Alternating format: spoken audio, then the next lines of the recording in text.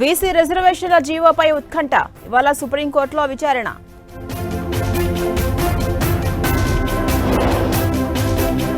బీసీలకే Jubilee Hills Congress ticket, నేడో రేపో ప్రకటించబోతున్న AICC.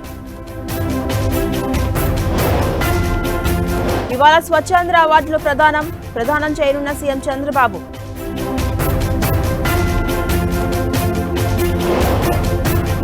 నకిలీ మద్యాన్ని ఉపేక్షించేదే లేదన్న సీఎం చంద్రబాబు. పార్టీ నుంచి 2 టీడీపీ నేతలు సస్పెండ్. సీసీఐ మిల్లర్ల మధ్య అంగీకారం కుదిరేనా?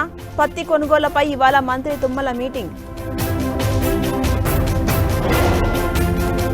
గ్రేటర్లో సిటీ బస్ ఛార్జీలు పెంచిన ఆర్టీసీ, నేటి నుంచి పెరిగిన ఛార్జీలు అమలు.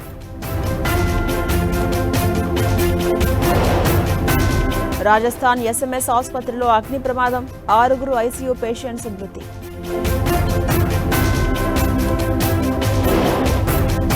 బెంగాల్లో వరదల బీభత్సం, 23 మంది మృతి, సహాయ శిబిరాలకు ముంపు వాసుల తరలింపు. నేపాల్ వరదల్లో 60కి చేరిన మృతుల సంఖ్య, అవసరమైన సహాయం అందిస్తామన్న ప్రధాని మోదీ.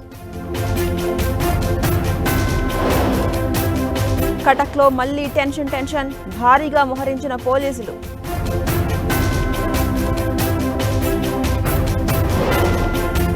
ఇవాళ ఆకాశంలో అరుదైన అద్భుతం, 14% పెద్దగా కనిపించబోతున్న చంద్రుడు.